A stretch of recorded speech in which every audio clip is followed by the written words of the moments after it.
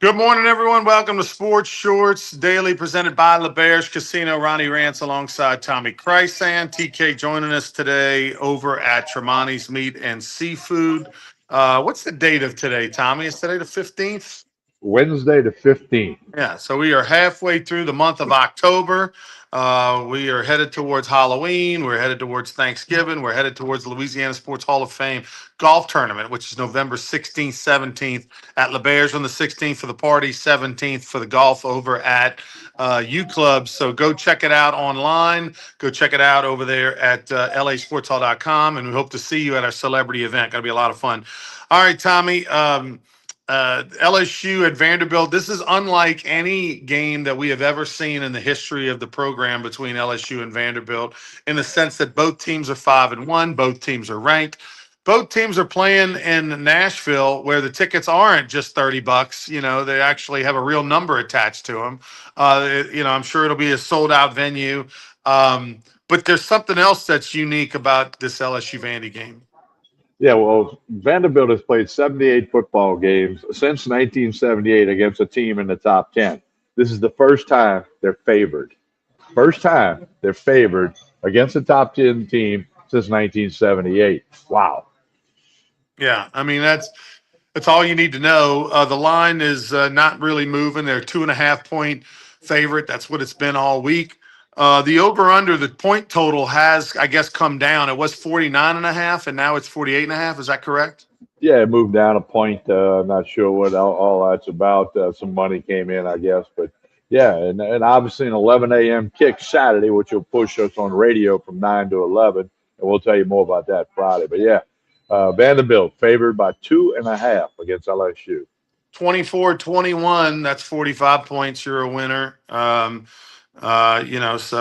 27-21. You're a winner. I mean, I do think both offenses are going to struggle in this game. I do like the under, even at 48.5. I liked it obviously more at 49, but even at 48.5, I would have to say you got to take the under based on the body of work of what we've seen from these defenses and really the lack of offense from LSU. I think uh, Alabama was able to shut down Pavia on their home turf. Might be a little different for LSU defense up there in Nashville on the road with 11 a.m. But still, I think Vanderbilt is more going to pound you, keep the ball away from LSU offensively, pick up a first down, run the clock. I think that's going to be more their mindsets. I just look for a grinded out, low scoring game in this one. So I would still stay with the under.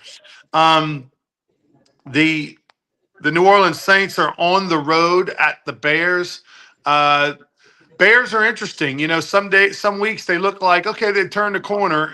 This is a different Bears team, and others like okay, it's the same Bears team. I do think Caleb Williams is a better player this year than he was last year. There's value in throwing him out there, letting him look bad at times, but let him play the whole season. Kind of the Peyton Manning effect where they did that. He threw more interceptions than any rookie ever, and that record still stands. But it paid off obviously the next year. I think you were seeing that with the Bears. Yeah, I agree. Coin flip, use your word there. You don't know what you're going to get, but that's kind of almost across the board in the NFL. You kind of don't know what you're going to get because we've seen some results, a handful of weeks into the season that made you scratch your head a little bit. And of course, there's some results that you expected, but it's going to be a challenge for the Saints to try to get another win. It'll be on the road. The Bears will be ready. They're feeling good about themselves. And, 4.5 point favorite. We'll see. Yeah, Bears are 4.5 point favorite. The over under total in that one is 47.5. Um, the so you got this matchup of these 2 year quarterbacks this week between Williams and Rattler, these 2 second-year quarterbacks that were in the same class last year together. Both of them doing battle. On the other side this weekend, you're going to have the two old men, Flacco and Rodgers. Aaron Rodgers and Joe Flacco combined, they're about 100, about 80 years old between them. I think Rodgers is like 40, 41, something like that. Flacco's 38, 39. So, I mean, you got two salty Warriors, veterans going at it when the Steelers take on the Browns. Oh, no. Who's Flacco with? Bengals. Bengals. Steelers take on the Bengals in the AFC North matchup. So it just goes to show you, you got these two young pups in their second year versus these old dinosaurs. and Flacco and Aaron Rodgers. Oh, by the way, Aaron Rodgers having a nice little laugh right now. He's only had one loss on the season, so he's playing well up there in Pittsburgh. Major League Baseball, TK. We're headed towards the liberal World Series, Los Angeles versus Seattle. Two liberal communities, if there ever were one. Dodgers look fantastic. We'll talk about them in a minute. They took care of the Brewers last night, 5-1 in Milwaukee. They're up 2-0 in that series as it returns to Los Angeles, as it'll go to Los Angeles for the first time. Same thing. Seattle goes to Toronto, wins 2 over there in Toronto. So you got to believe both series, when the teams are coming home, look like it'll be Seattle and LA. It really does. I mean, up 2 games is done. It is best of 7, so some baseball yet to be played. But I paid attention to Seattle all year long. Their bullpen is just unbelievable. They got the pitching, they got the hitting. Possible MVP and Cal Raleigh, who hit 60 bombs as a switch hitter. We all know that story. But it's all about the pitching, and Seattle has it, LA has it. And they're in command right now.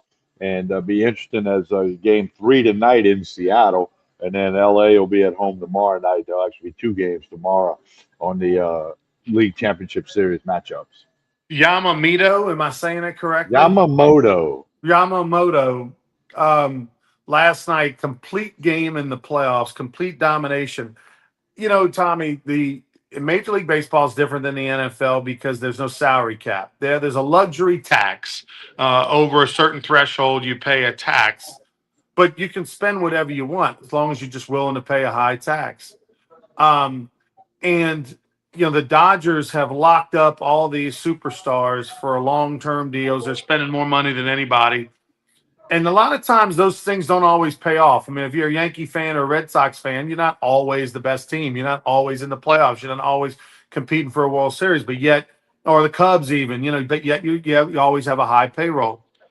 But this Dodgers team and the way in these players that they have, Tommy, they are living up to the expectation. They're on their way to winning potentially back-to-back World Series championships and look like they are poised to be on a run for the next 5 years where they are the team to beat in the Major League Baseball. I agree with that. And Dave Roberts is a good guy, good manager, former player, the whole bit. But they're loaded top to bottom. And, their 7, 8, 9 hitters can hurt you if need be. And getting a complete game out of Yamamoto last night's huge in the sense that all the bullpen arms got to rest, and then they have a travel day today. So that was a huge plus that may turn, because the Dodger bullpen hadn't necessarily been great all year. They've had their moments. So that complete game could be a reason why they win this series. And we'll see what happens. Could be a LA Seattle thing. That's the way it looks today. We'll see. Seattle's not a perfect ball club by any means. They strike out a lot as a team. They don't hit with runners in scoring position over the course of the year. But yet, when you have a guy who is one of the best defensive catchers in the league and also arguably one of the top 2-3 hitters in the league, and Raleigh with the 60+ homers, it's a magical lineup, and it looks like some guys who have had years are rising to the occasion, in the postseason, which is, obviously what it takes. But, the Seattle may be one of the hottest teams, but the Dodgers, to me, they have the more ability. They've got the stacked roster. They've got the payroll. They've got the players that have done it. And so I'm not a Dodgers fan, but I can see the Dodgers being right there in the World Series, winning it, losing it for the next 5 years. LSU baseball visiting the White House. I got announced yesterday. Donald Trump in the White House, they're going on Monday to the White House. They're going to be one of a few spring sports teams. I don't have the list of who else is going, but there's other teams, not just LSU, that'll be there representing NCAA spring championship teams. I imagine basketball or track or whatever, softball, that will be going to the White House, and they'll be honoring them on Monday.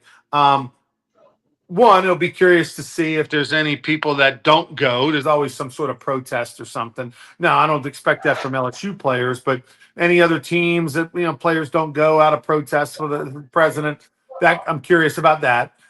Two, I'm excited for these players, They are the first team to go to the White House to meet the president since 1991. In the past, there've been an LSU team that went to the White House, met the vice president, but not the president. And I can tell you, as someone who was on that team in 1991, Tommy, to get to go to the White House, if you could hit that mute button, TK, I don't know all that noise in the background there. As someone that went to the White House in 1991, I can tell you that it is a memory of a lifetime. It is something that these players will cherish and remember for a lifetime. And as you get older and 53 years of age, you remember less and less from that season, right? You remember less and less moments from 1991. You remember the national championship and the dog pile and the celebration and the hugging and crying and what those moments were like. You remember the after party, and you can remember some moments throughout the season of play, or some big games. But those moments of the game part get fewer and fewer. Those memories, less and less. Do you remember? You remember the other things, and the White House is definitely an experience that was super vivid for me. Oh no, it's amazing that you got to do that. And like you say, you're talking about it right now. And I've been to the White House, but not in that type of situation. So yeah, it's going to be a special memory for LSU baseball, and it just furthers the brand. Skip Bertman always talks about the brand. Well, there's going to be news coverage that LSU is among the teams at the White House on Monday. So it can't hurt the publicity. So I'll tell you a story about that White House trip. So myself and Mike Neal, who was my roommate from Hammond High, Mike, we were playing baseball in Alaska for the Anchorage Glacier Pilots, and we got a notification at some point in the summer that we were being invited to the White House. And the way they did it was everybody from Louisiana was going to be on a commercial flight, charter flight, something like that. They were going to leave and all go together, and they wanted everybody to kind of come to Baton Rouge to meet. But for those of us that were off playing summer ball or were far away, they allowed you to just fly to DC to meet the team there and get on the bus and go to White House.